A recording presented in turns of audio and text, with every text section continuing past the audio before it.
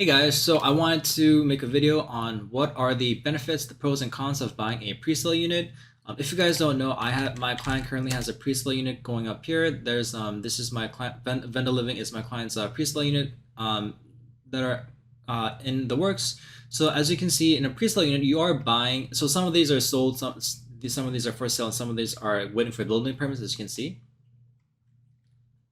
And when you buy a pre-sale unit, one of the things you have to note is that you're buying a floor plan. You're not.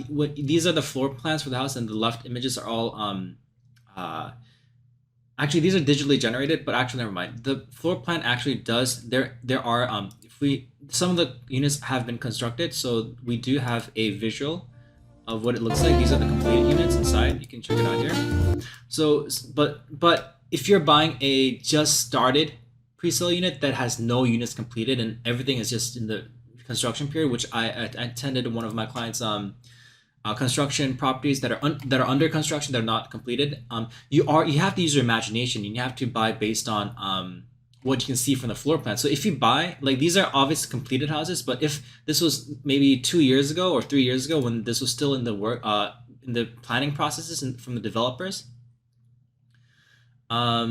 you would have you would have gone this is what you would have bought. Like, this is what you're paying for 2.5 million Canadian dollars to purchase a house. You don't have, like, these are computer generated images. These are not real. This is what you have to base your purchasing price on. Also, you have to note that because it's something that's in development, there's pros and cons. You can customize it. You can customize the color palettes, tiles, like maybe like the details of it, so that you can customize the surface level appearance of the home, coloring, the painting, things like that. Because those are still under construction, you can, like, communicate with your developers on how construction developers to make this a reality to your specifications, how you want it to be bespoke to you. But you also have to know there's also a risk, because depending on how trustable and reliable the developers are, you might actually end up with a small house that has, like, maybe like up to like 5 to 7% less square footage than initially marketed as. So these things happen. You have to have good communication. You have to trust the reputation of the developer. These are all risks that you take, and you also can't buy if one of the benefits of buying a pre-sale unit is you can lock in the mortgage rate. I think no, you are able to no daily delay of mortgage until completion of the building. This allows for more. If rates go up, the rate hold will apply. So if you lock into a mortgage, if you get a certain rate of money approval for the housing, then if the rate goes up, then you can lock down to that rate, so that if the rate does go up, if you get a low rate, that's a long-term equity appreciation investment tool, financial investment tool. One thing to note, you do have a 7-day period of rescission. So if you do in BC, if you buy a pre-sale unit, you have 7 days to rescind your offer.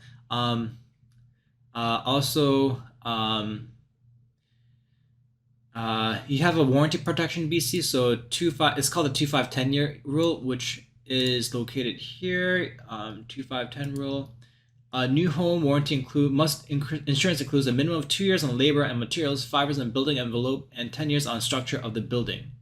And one of the things is when you buy a pre-sale unit, like, developers are very strict on whether you can assign it to another person, which means you're not allowed to resell it to another person until the buildings are completed in construction, unless the developer gives you permission to do that. So if you're investing, you have to be able to be prepared to hold the property for a long period of time.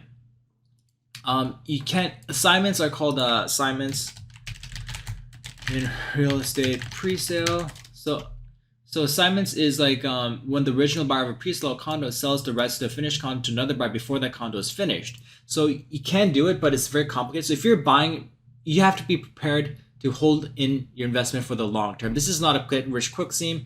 And also, if you move out of your house before a year, so let's see, all newly built homes under $750,000, the exact amount changes over years depending on policy, but around that, the property tax property transfer tax is exempt. So it's like about 1 to 2% of the total cost.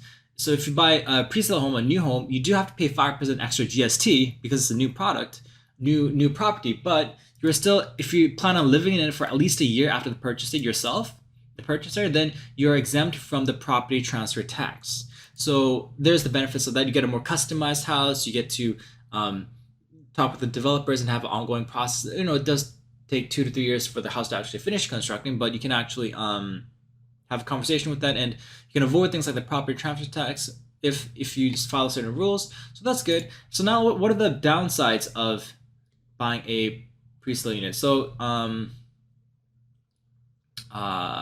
so if the real estate market goes down, and by the time your house is completed, and the house of the product is down compared to the initial assessment from the developers or the official property assessors, then you still have to make up for the cost. You can't renegotiate the price. If the price goes down, you have to still pay the original agreed upon amount. So it's a risk investment. It's not a foolproof way. However, most times, because real estate is constantly going up over a long period, over a duration of time, just like S&P 500 index funds usually go up over a long period of time.